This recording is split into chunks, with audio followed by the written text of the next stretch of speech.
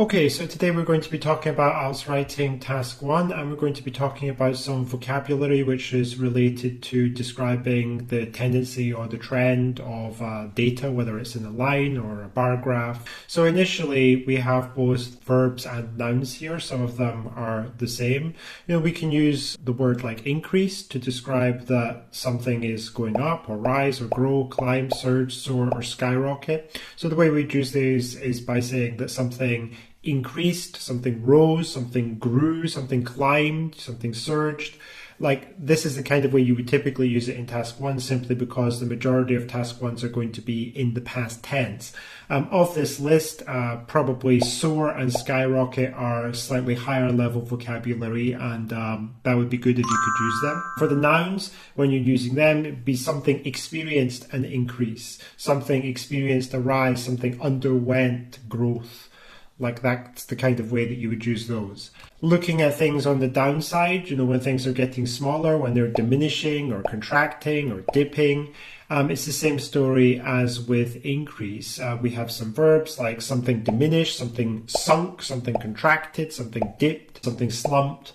And for the nouns, again, the same way as with the increase, something experienced a decrease, something underwent a decline, something met a drop, there was a contraction, there was a fall, a slump is obvious, there was an evident downturn. That's the way that it's used as a noun. From this list, words like diminish, dwindle, contract, plummet, those are better verbs. Looking at the nouns, things like contraction and downturn, also slump, I suppose, are better quality vocabulary.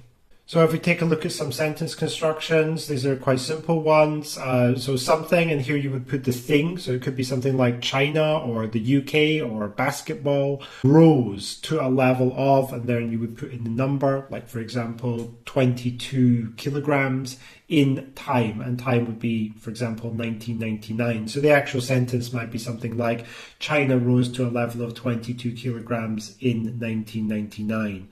Similarly, something moved up, or indeed something moved down to a value of, for example, 22 kilograms in 1999. So here, Portugal moved down to a value of 15 meters in 1982. If you look at how this actually applies to a real graph, if you just choose one of the lines here. So for example, if we go with the line for vacuum cleaners, we would say something like vacuum cleaners moved up to a level of 55, and then we would give the unit, which is percent. So vacuum cleaners moved up to a level of 55% in 1940. If we're talking about decreases, we might take the washing machine line and we might use the noun form and say that washing machines experienced a decrease between 1960 and 1980, falling from 70% to 63%.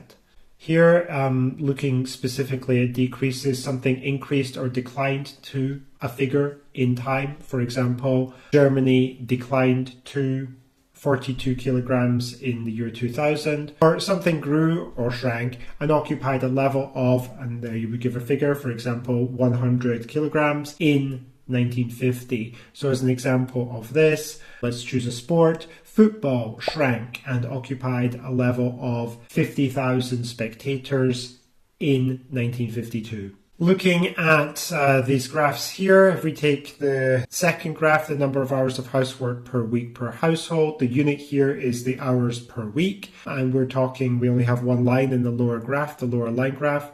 So we might say that the number of hours spent on housework declined sharply between 1920 and 1960, falling from 50 hours to only 20 hours over the period. It's very important when you're mentioning what happened, the words to describe the tendency, to also collocate the figures and the units with that. You shouldn't separate them. The figures should go together with the description of the trend. All right, well, I hope people found this video helpful, and I will see you soon in the next one.